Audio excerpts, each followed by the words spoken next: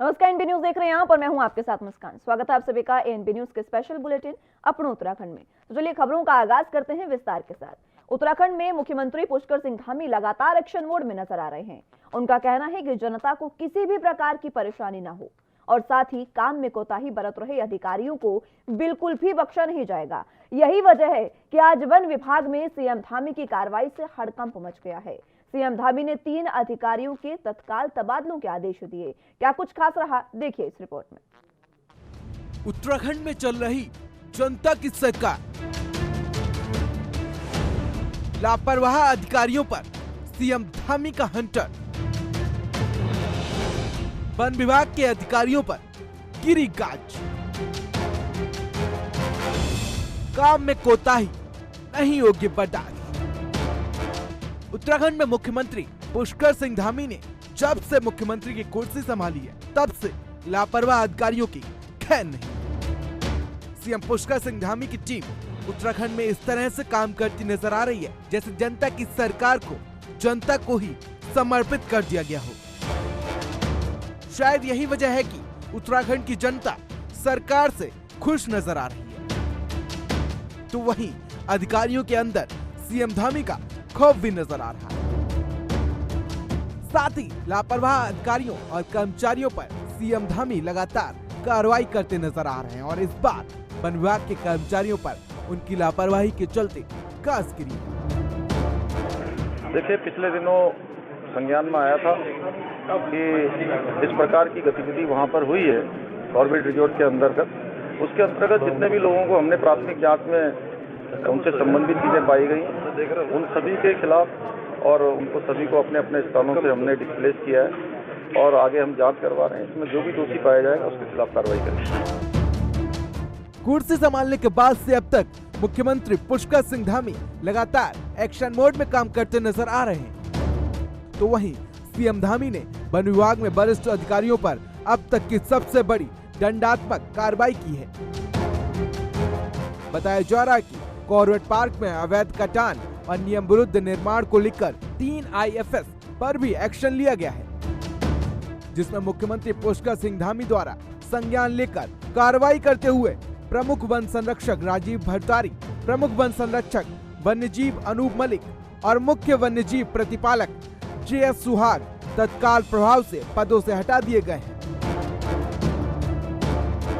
मुख्यमंत्री धामी ने कठोर कार्रवाई कर स्पष्ट संदेश दिया है कि अधिकारियों द्वारा राजकीय कार्यों में निर्वहन में की गई घोर लापरवाही पर यह आदेश पारित किए जाते हैं।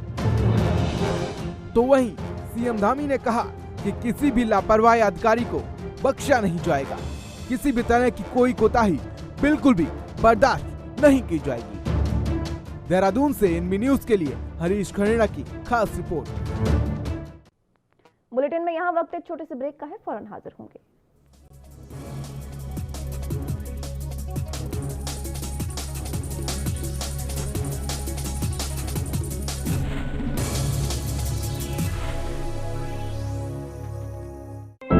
प्रधानमंत्री जी के महासंकल्प को आत्मसात करते हुए मुख्यमंत्री पुष्कर सिंह धामी के नेतृत्व में उत्तराखंड सरकार जल जीवन मिशन को बेहतर तरीके से क्रियान्वित कर रही है।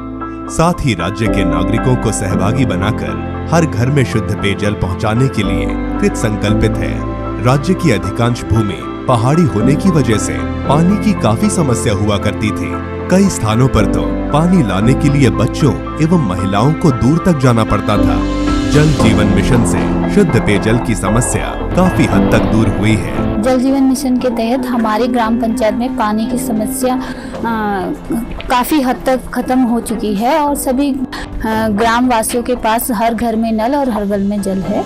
अब घर में भरपूर पानी आने से स्थानीय लोगों ने घर में ही पर्यटकों के लिए होम स्टे जैसी सुविधाएं प्रारंभ कर दी हैं, जो पर्यटकों के लिए ठहरने का बेहतर विकल्प भी है। स्थानीय लोगों के लिए आजीविका का एक जरिया बना है। हमारे यहाँ पहले 1-2 होम स्टे हुआ करते थे और उनके लिए उन लोग टैंकर से पानी डलवाते थे, लेकिन अब सभी को पानी पर्याप्त मात्रा में मिल रहा है तो सभी ने होम स्टे बनाने शुरू कर चुके हैं और लोगों को इससे काफी फायदा है।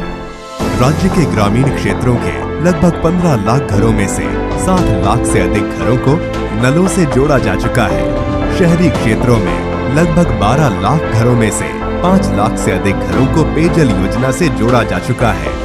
उत्तराखंड सरकार द्वारा दिसंबर 2020 तक हर घर तक शुद्ध पेयजल पहुंचाने का लक्ष्य रखा गया है। मुख्यमंत्री पुष्कर सिंह धामी के नेतृत्व में जल जीवन मिशन राज्य में आजीविका के नए आयाम रचते हुए पलायन को विराम दे रहा है, साथ ही आत्मनिर्भरता की संकल्पना को भी साकार कर रहा है। जल जीवन मिशन, हर घर खुशियां, हर घर जल।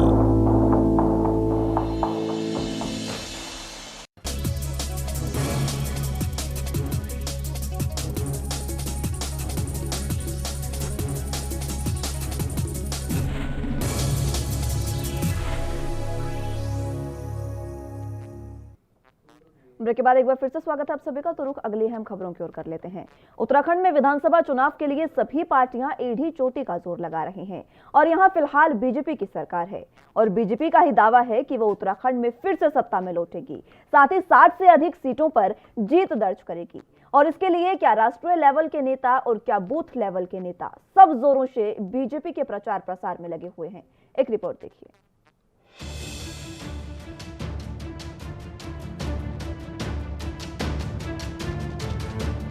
2022 में देश के 5 राज्यों में विधानसभा चुनाव होने हैं और इसी चुनाव के चलते देवभूमि उत्तराखंड में सियासत लगातार गर्माती जा रही है।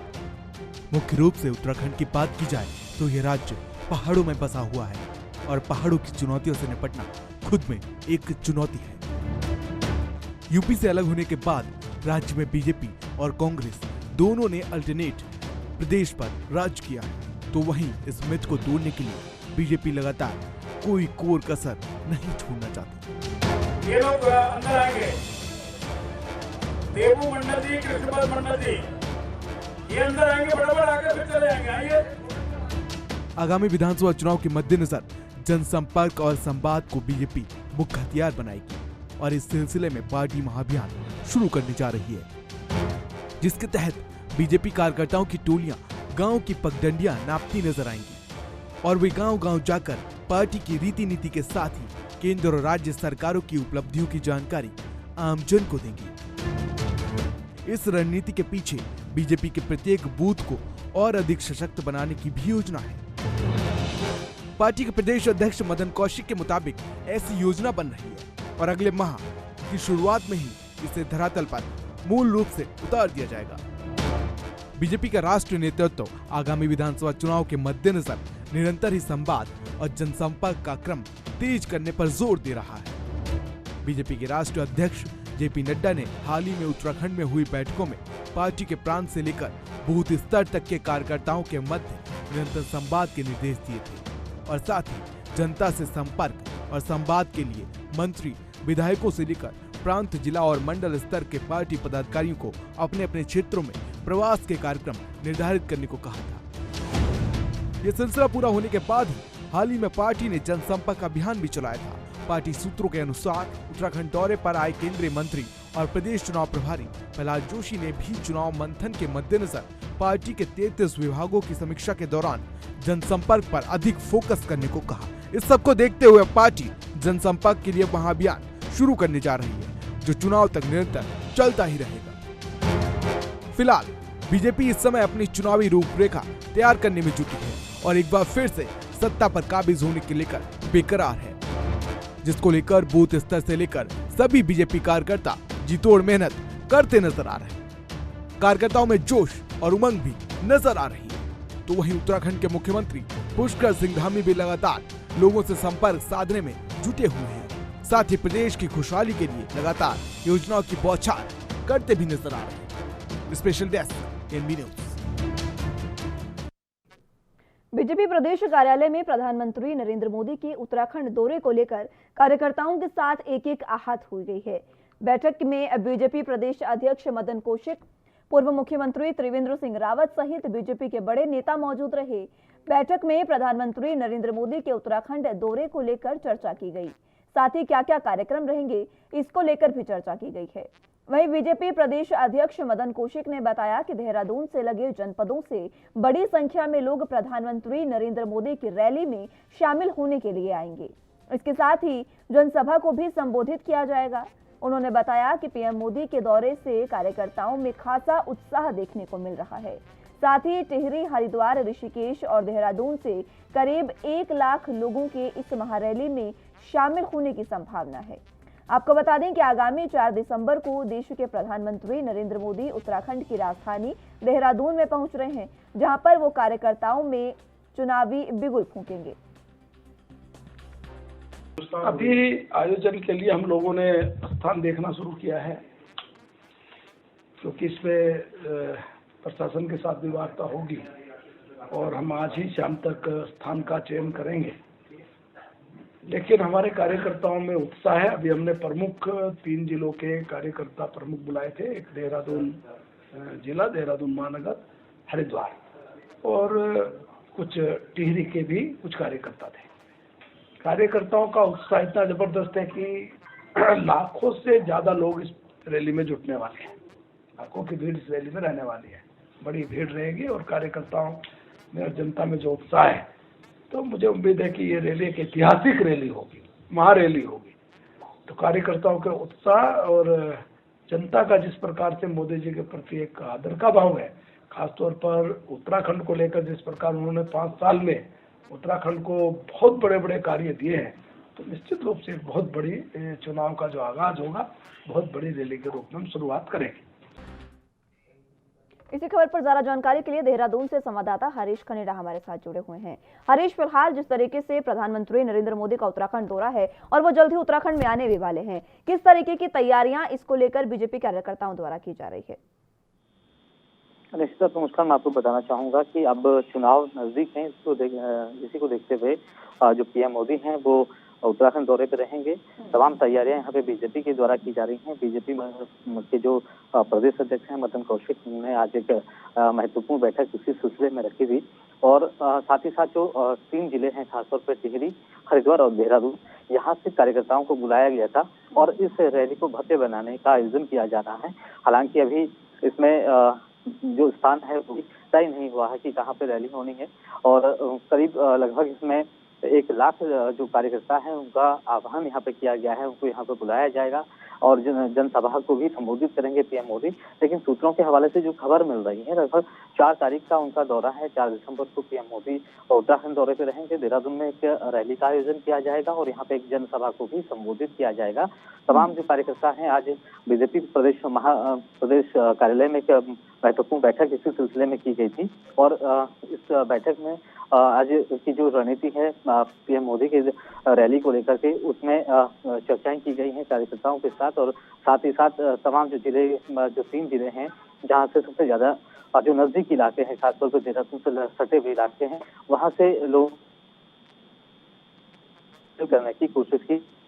लगभग 1 लाख जो कार्यकर्ता हैं, 1 लाख जो लोग हैं, इस रैली में शामिल होंगे और पीएम मोदी के भाषण को भी सुनने के लिए लोग पहुंचेंगे। हालांकि अभी जो स्थान है वो तय नहीं किया गया है और हालांकि जो डेट है वो भी अभी स्पष्ट नहीं हो पाई है। लेकिन बताया जा रहा है कि 4 तारीख को, 4 दिसंबर को पीएम मोदी उत्तराखंड में इस रैली को संबोधित करेंगे, इस रैली में शामिल होंगे और साथ ही यहाँ पे एक जनसभा को भी संबोधित करेंगे। तो निश्चित तौर पर यहाँ पे काफी उत्साह देखने को मिल पा रहा है कार्यकर्ताओं में, जिस तरह से। जी ठीक है हरीश, बहुत शुक्रिया हमारे साथ जुड़ने के लिए और तमाम जानकारी के लिए। बुलेटिन में यहाँ वक्त एक छोटे से ब्रेक का है, फौरन हाजिर होंगे।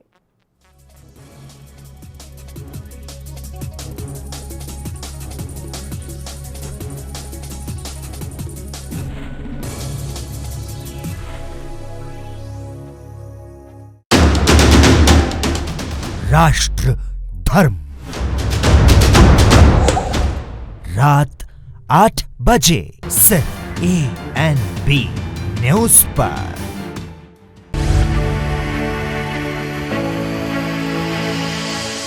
नेता ओही जो लोकां च विचरे, नेता ओही जो लोकां दे नाल खड़े, नेता ओही जो हक सच दी आवाज बने। मुख मंत्री चरणजीत सिंह चन्नी ਅਤੇ 32 किसान जथेबंदियां च होई बैठक दौरान किसानां दीयां मंगां नूं मिली प्रवानगी। ਇਹ ਦੱਸਦੇ ਹੋਏ ਖੁਸ਼ੀ ਮਹਿਸੂਸ ਕਰ ਰਿਹਾ ਕਿ ਕਿਸਾਨ ਯੂਨੀਅਨਾਂ ਦੇ ਨਾਲ ਅੱਛੇ ਮਾਹੌਲ ਦੇ ਵਿੱਚ ਵਧੀਆ ਮੀਟਿੰਗ ਹੋਈ ਹੈ ਤੇ ਲਗਭਗ ਉਹਨਾਂ ਦੀਆਂ ਸਾਰੀਆਂ ਜੋ ਉਹਨਾਂ ਨੇ ਸਾਨੂੰ ਕਿਹਾ ਅਸੀਂ ਉਸ ਤੋਂ ਵੀ ਉੱਪਰ 2-4 ਹੋਰ ਮੰਗਾਂ ਜਿਹੜੀਆਂ ਬਾਅਦ ਵਿੱਚ ਵੀ ਉਹਨਾਂ ਨੇ ਦੱਸੀਆਂ ਉਹ ਸਰਕਾਰ ਨੇ ਮੰਨ ਲਈਆਂ। गन्ने दा रेट प्रति क्विंटल 360 रुपए कीता गया। किसानां दियां रहिंदियां फसलां कुछ दिनां च चुक लईयां जाणगीਆਂ। किसान संघर्ष दौरान किसानां ते कीते परचे रद्द कीते जाणगे।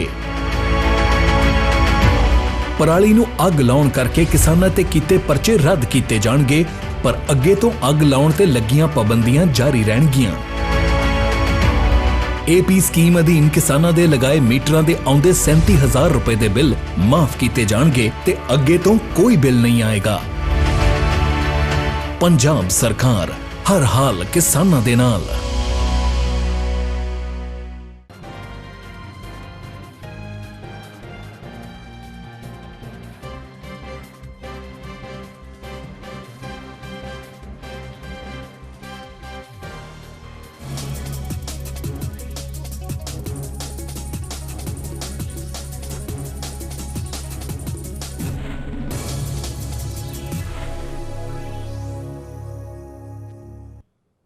ब्रेक के बाद एक बार फिर से स्वागत है आप सभी का अपना उत्तराखंड में। तो रुख अगली अहम खबरों की ओर कर लेते हैं।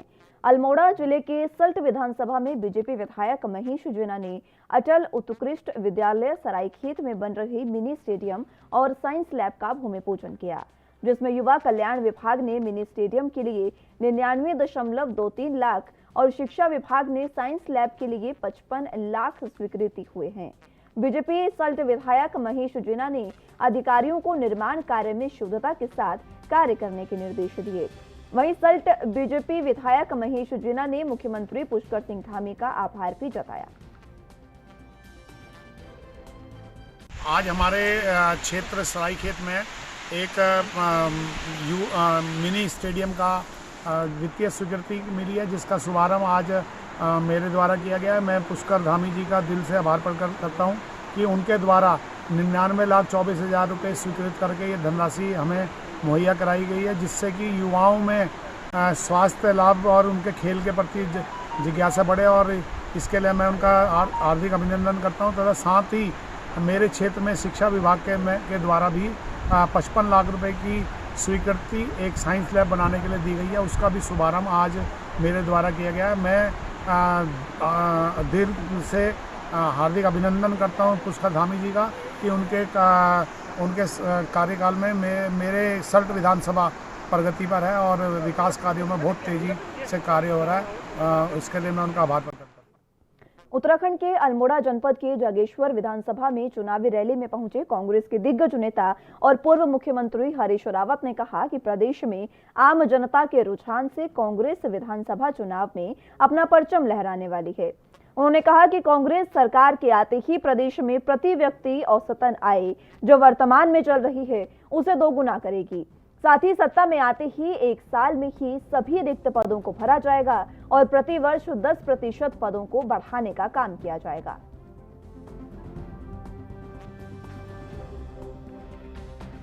योजनाओं के सहारे प्रति व्यक्ति औसत आय को जितनी इस समय है राज्य की उसको दुगना करेंगे।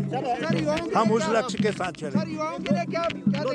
युवाओं को हम जितने पद खाली पड़े हुए हैं सत्ता में आने में एक ही साल के अंदर उन सब पदों को भरेंगे।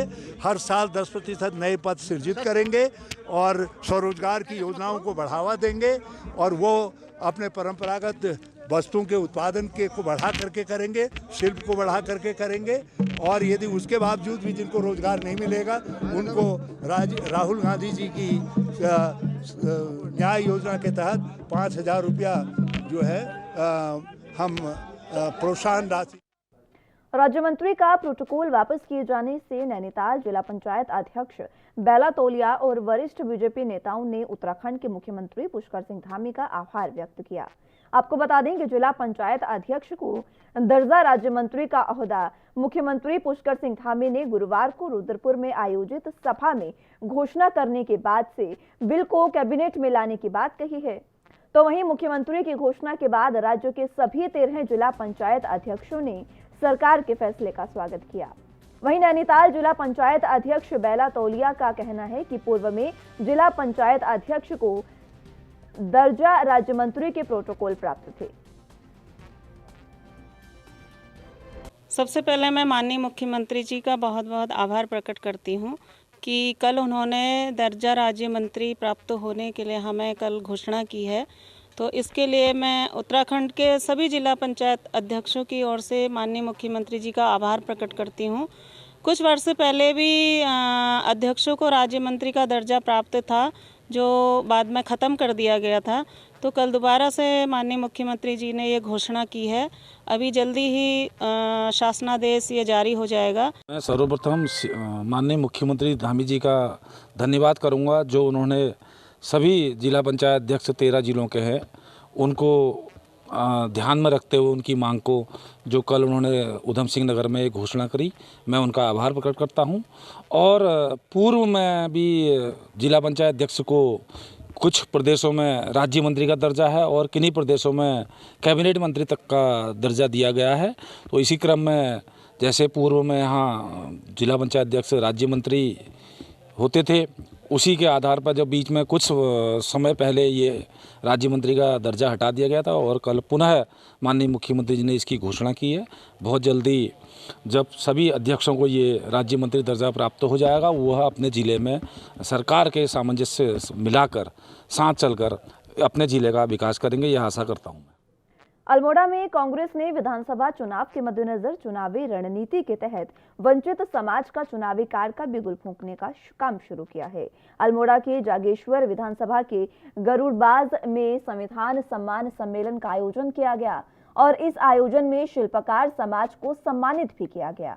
कार्यक्रम में सैकड़ों की संख्या में लोगों ने शिरकत की। सम्मेलन में यशपाल आर्य ने कहा कि कांग्रेस हमेशा वंचित समाज के पक्षधर रही है और आज भी प्रदेश में 19% समाज के सर्वांगीण विकास में कांग्रेस की भूमिका रही है।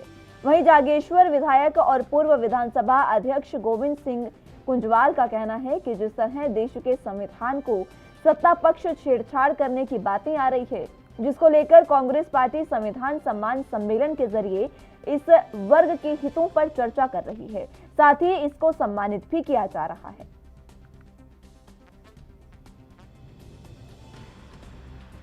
शिल्पकार सम्मेलन के साथ साथ संविधान सम्मान दिवस समारोह के रूप में भी ये कार्यक्रम मनाया जा रहा है और इस कार्यक्रम में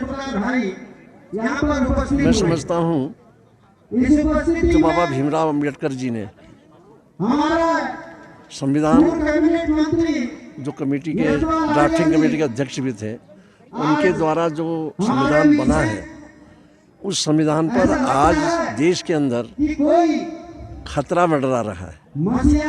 कई बार जो सत्ता पक्ष के लोग हैं या सत्ता पक्ष में बैठे हुए हैं, सरकार चला रहे हैं, उन्होंने संविधान में परिवर्तन करने की बात कही है और जबकि जो ये संविधान बना है, ये दुनिया में ऐसा संविधान तो दूसरे राष्ट्रों में नहीं है। इसलिए इस संविधान पर कोई संकट न आए, इसमें कोई बदलाव करने की कोशिश न करें, इसके लिए उसको सम्मान दिवस के रूप में मना रहे हैं। जो हमारे शिल्पकार समाज है यहाँ पर एकजुट हुआ है, निश्चित रूप से शिल्पकार समाज के उत्थान में, उन्नयन में, उनके सर्वांगीण विकास में कांग्रेस की एक बहुत बड़ी भूमिका रही है और निश्चित रूप से मेरा मत ही नहीं स्पष्ट हो चुका है कि भारतीय जनता पार्टी की जब सरकारें आई हैं, दलित, शोषितों को, वंचितों को और कमजोर वर्ग को हमेशा अनदेखी की गई है और इसका 4.5 सालों में